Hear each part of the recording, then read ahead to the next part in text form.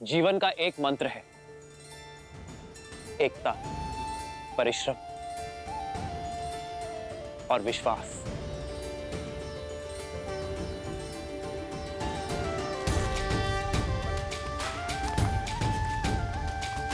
श्री रामचंद्र कृपालु भजुमन हरण भव भय दारुणम। श्री रामचंद्र कृपालु भजुमन हरण भव भय दारुणम। नव कंज लोचन कंज मुख कर कंज पद कंजारुणम। कंदर्प गणित अमित छवि नव नील नीरज सुंदरम। पटपीत मानहु दड़ित रुचि सुचि नामि जनक सुतावरम। श्री राम श्री राम राम राम सिया राम।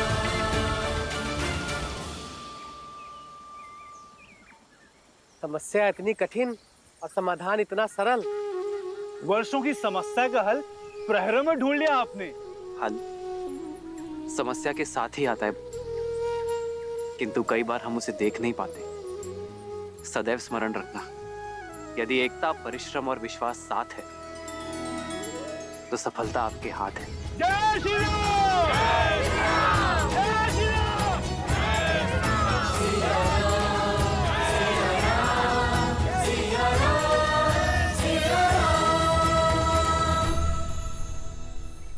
आप ऐसे क्या देख रही हैं देवी? यही कि महादेव ने मुझे क्या दिया है, एक सच्चा नायक जो अपनी सुख सुविधा से पहले दूसरों के सुख, दूसरों की सुविधा का ध्यान रखता है, समस्या के हल के लिए सबसे आगे बढ़ता है। तब तो महादेव की अधिक कृपा मुझ पर है देवी, जो आपके रूप में सच्चा साथी दिया मुझे। वर्षों से अयोध्या में हूं, किंतु यहाँ के वासियों के लिए कभी शुभ करने का अवसर नहीं मिला। आप आई, शुभ मार्ग भी बन गया।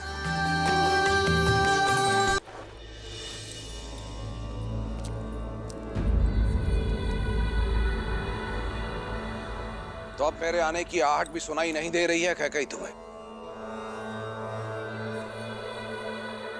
इतने से अपराध पर इतना क्रोध? ये तुम ठीक नहीं कर रही हो। बिना मुझसे कोई विचार विमर्श किए तुमने अपने भाई युद्धजीत को यहाँ बुलाया, ये ठीक नहीं है। और फिर भरत ने तुम्हें बताया ना कि विवाह के समय वहां मां के रूप में सीता उपस्थित थी, और मैं अपने गुरुओं की आज्ञा की अवहेलना नहीं कर सकता था। स्मरण है आपको महाराज, प्रथम बार जब मैंने सभी पुत्रों को अयोध्या से भेजने की बात की थी, तब आप ही ने मुझसे कहा था कि मैं केवल अपने पुत्र भरत के विषय में सोचूं। तो क्या यह अनुचित है? कैकेयी, मुझे स्मरण है, मैं तब भी भरत से प्रेम करता था और आज भी भरत से प्रेम करता हूं। अंतर करने का प्रयास तुम कर रही हो। मैं केवल ये कहने के लिए आया हूं, परिवार में दरार डालने का कार्य मत करो। परिवार पर किया गया ये वार फिर से परिवार को सम्मिलित तौर पर खड़ा होने नहीं देगा।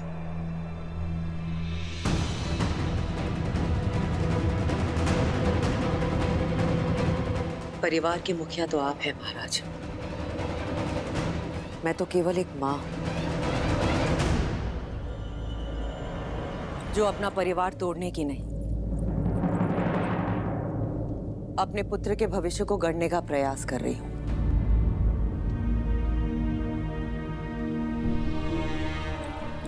कैकेयी, इतने वर्षों के उपरांत मेरा परिवार एकत्रित हुआ है। मेरे चारों पुत्र मेरी दृष्टि के सामने हैं। उनका घर परिवार बसा हुआ है, वो प्रसन्न है, पूरी अयोध्या प्रसन्न है। फिर तुम्हारे मन में टीस क्यों? मैं जिस कैकई को जानता हूं वो इस महल के प्रत्येक पत्ते से प्रेम करती है, तो फिर आज कैकई के मन में पत्थर क्यों? पत्थर? पत्थर हूं मैं?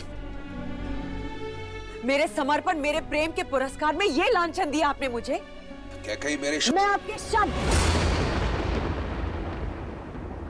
और उनके अर्थ दोनों समझ गई हूं महाराज। ठीक है, अब मेरा हृदय पाषाण ही सही, आपके लिए भी और आपके परिवार के लिए भी। देखो, मैं केवल ये कह... बस मुझे एकांत में छोड़ दीजिए। अपनी इस पत्थर दिल रानी को इन पत्थरों की दीवारों के बीच में एकांत छोड़ दीजिए। अपने मन की टीस को अयोध्या के परिवार की दरार मत बनाओ कैकई। अयोध्या की रानी और एक मां की गरिमा का मान करो, अन्यथा सर्वनाश निश्चित है।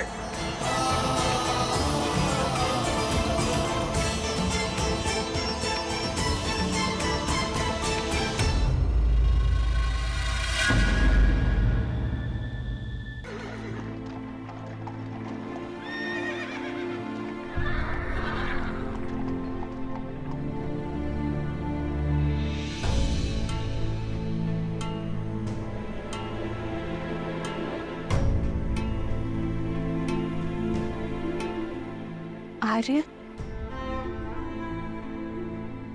आर्य, ये सब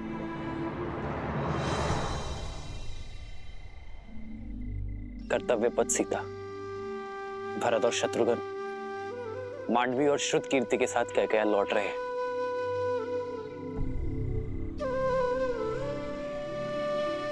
आओ।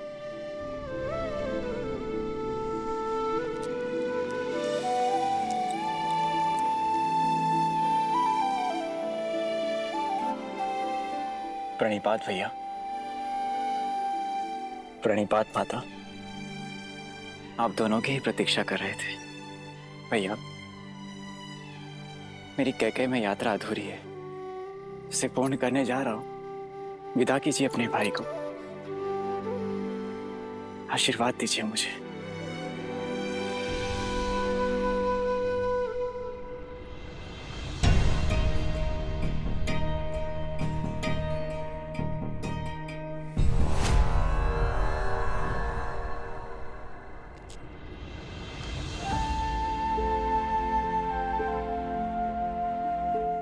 ये देखकर प्रसन्न हूं मैं भरत कि मेरा भाई उत्तरदायी हो गया है। केवल भरत भैया ही नहीं भैया, कोई और भी अपना उत्तरदायित्व समझ रहा है अब। तभी तो मेरे शत्रुघ्न के सामर्थ्य और समर्पण पर पूरी पुस्तक लिखी जाएगी। शासक हो तो सूर्य जैसा, जो अपना मार्ग स्वयं प्रदर्शित करता है। सूर्य के मार्ग पर चलना भरत। भैया, मेरा मार्ग तो सदैव आपके पद चिन्हों से होकर ही निकलेगा।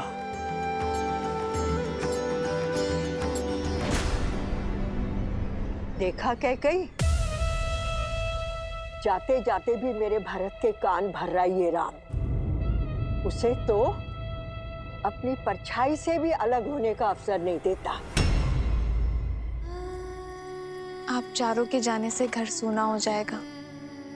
वापस लौटने में अधिक प्रतीक्षा ना करवाना भरत। शीघ्र लौटूंगा भाभी माँ। विदा कीजिए भैया।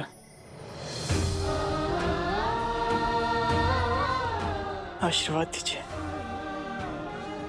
उठो भरत, अपना धर्म निभाना भरत। संबंध अपने आप निभ जाएंगे। विदा कर रहा हूं अपने छोटे भाई को। प्रतीक्षा करूंगा एक कुशल प्रशासक की, और मैं वही कुशल प्रशासक बनकर लौटूंगा।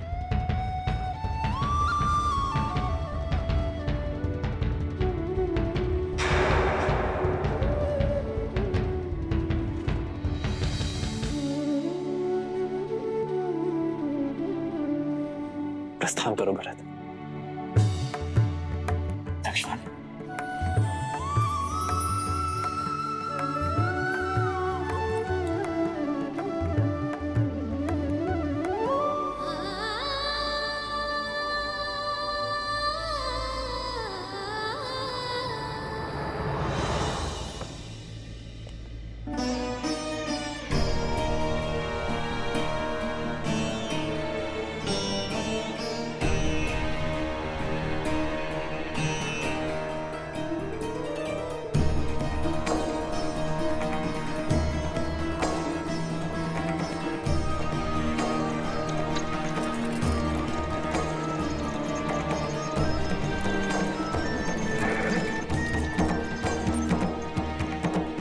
भूल मत जाना कैकई कि वो कौन है जिसके कारण तुम्हें हर बार पुत्र वियोग सहना पड़ता है।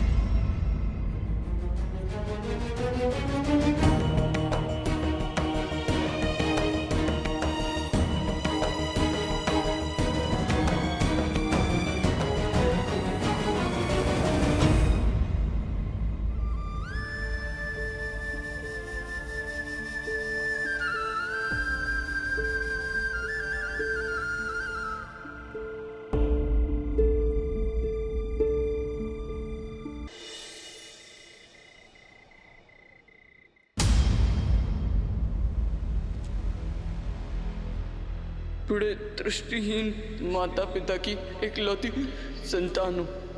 आप उन्हें जल पिलाने की तुमने दो अंधों के जीवन का सहारा छीना है। तुम भी अपने आंखों के तारे से दूर हो जाओगे। अपने धर्म रक्षक पुत्र के वियोग में तरस तरस कर मरोगे तुम। ये बूढ़े दुखी पिता का श्राप है, श्राप है।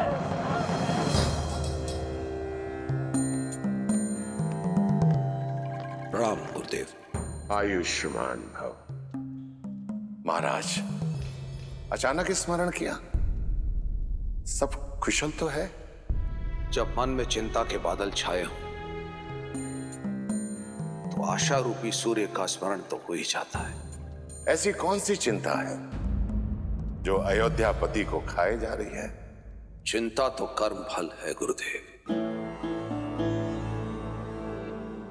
मेरी चिंता का कारण मेरे पाप से मिला वो श्राप है।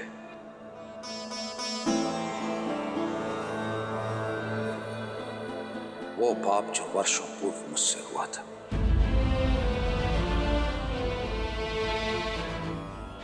भय मृत्यु का नहीं है गुरुदेव। मृत्यु तो आनी ही है। भय तो मृत्यु के मार्ग का है। इस आयु में आकर पुत्र अपने पिता का सहारा बनते हैं, किंतु मेरे भरत और शत्रुघ्न फिर से मुझसे दूर हो गए। हम निरंतर ये भय सता रहा है कि कहीं मेरे राम और लक्ष्मण तो मुझसे दूर नहीं हो जाएंगे ना गुरुदेव। मेरा मार्गदर्शन करें। ये पल हर राजा के जीवन में आता है महाराज। अयोध्या की पताका लेकर आप बहुत लंबी यात्रा कर चुके हैं। ऐसे में थकान उचित है, और थकने के बाद ये पताका आपको युवा पीढ़ी को सौंप देनी चाहिए। महाराज, आप बहुत भाग्यशाली हैं कि ईश्वर ने आपको राम जैसा पुत्र दिया है, जो योग्य भी है और उत्तरदायी भी है, और प्रजा के बीच में जनप्रिय भी है। अपने धर्म और अपने शौर्य का परिचय पूरे संसार को दे चुके हैं। विवाहित भी है। मेरा आपसे अनुरोध है कि आप रघुनंदन को अयोध्या का सिंहासन सौंप दें और प्रजा के प्रिय राम को युवराज घोषित करें। अयोध्या की प्रजा ये देखने के लिए आतुर है।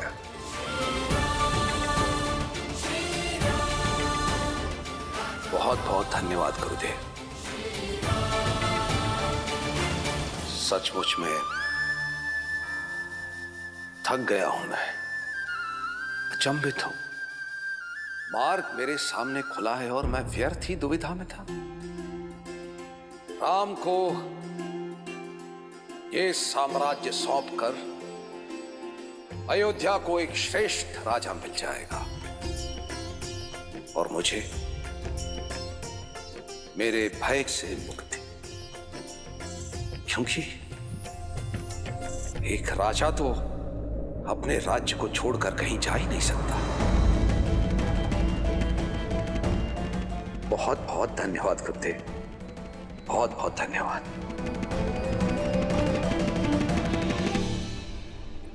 आप एक पुत्र की दृष्टि से देख रहे हैं,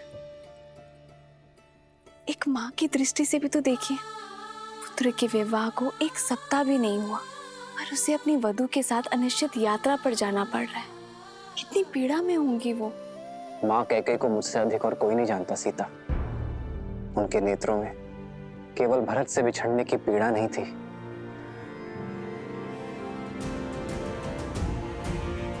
एक आक्रोश था।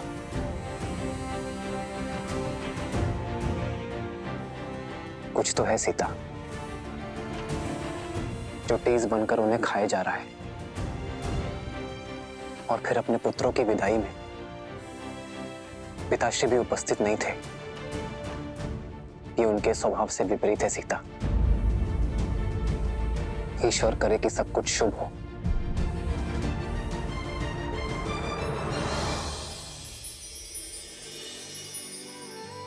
सब शुभ होगा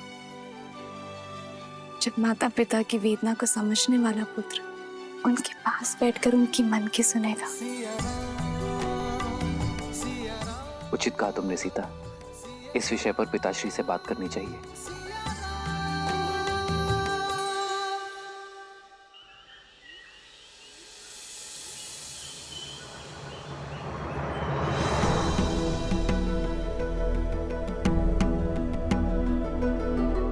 भैया,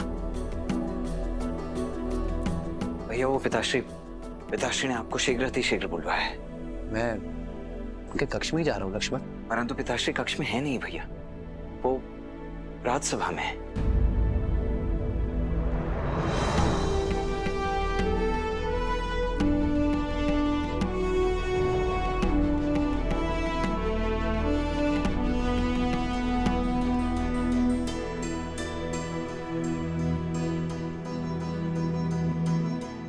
प्रणिपात पिताश्री। आयुष्मान भवा। प्रणाम आचार्य। यशस्वी भव। राम, मेरे पुत्र राम, यहां मेरे समीप आओ।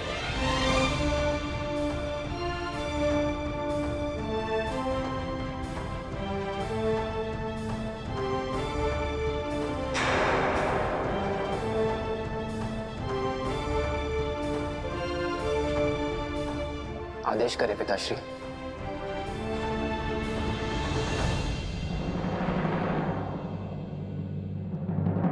सभासदों, एक राजा का धर्म है अपनी अंतिम श्वास तक प्रजा और राज्य की सेवा करना। किंतु आपका ये दशरथ आयु और समय से जीत नहीं सकता।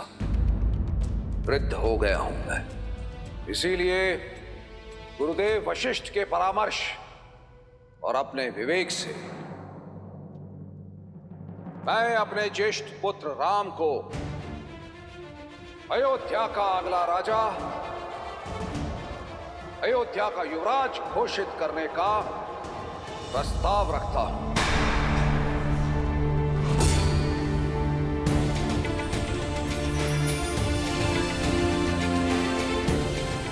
न्याय और धर्म में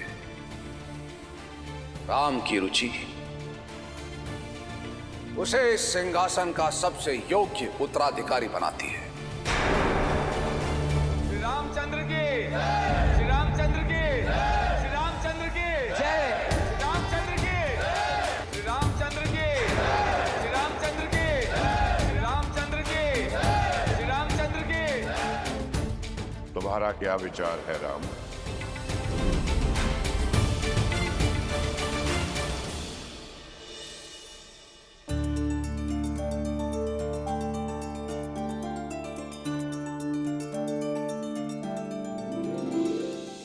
आचार्य, प्रजा राजा के लिए उसकी संतान होती है और एक संतान के लिए अपने पिता का निर्णय सर्वोपरि है। मेरे पिताश्री, अयोध्यापति महाराज दशरथ के आदेश का पालन करना मेरे लिए सौभाग्य है।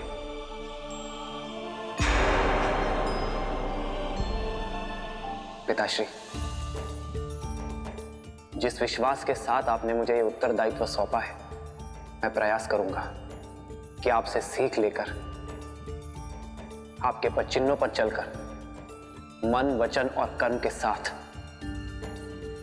ये उत्तरदायित्व निभा सकूं, रघुकुल का मान यशस्वी कर सकूं।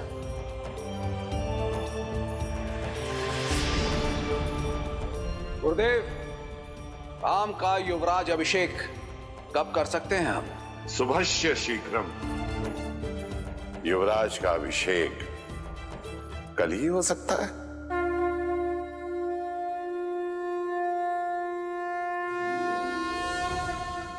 मूर्ख कैकई, तुम्हें जानना होगा। मां कह के तुम्हारी पीठ पर घात किया है राम ने।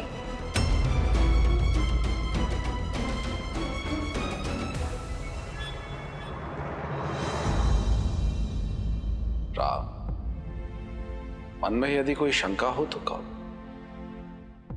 धर्म कहता है कि आपके आदेश का पालन करो पिताश्री, किंतु मन कचोटता है कि जिन भाइयों के साथ जीवन का हर रंग देखा, आज उनकी अनुपस्थिति में युवराज बन जाऊं। मेरा विश्वास करो, ये समाचार सुनकर सबसे अधिक प्रसन्नता उन्हें ही होगी। भरत और शत्रुघ्न कैकेयी की यात्रा पर हैं। मैं ये सूचना उन तक पहुंचाने का प्रबंध करता हूं। तो ये निर्णय रहा कि कल राम अयोध्या का युवराज बनेगा। राम के युवराज अभिषेक की तैयारियां आरंभ की जाएं। श्री रामचंद्र की, श्री रामचंद्र की।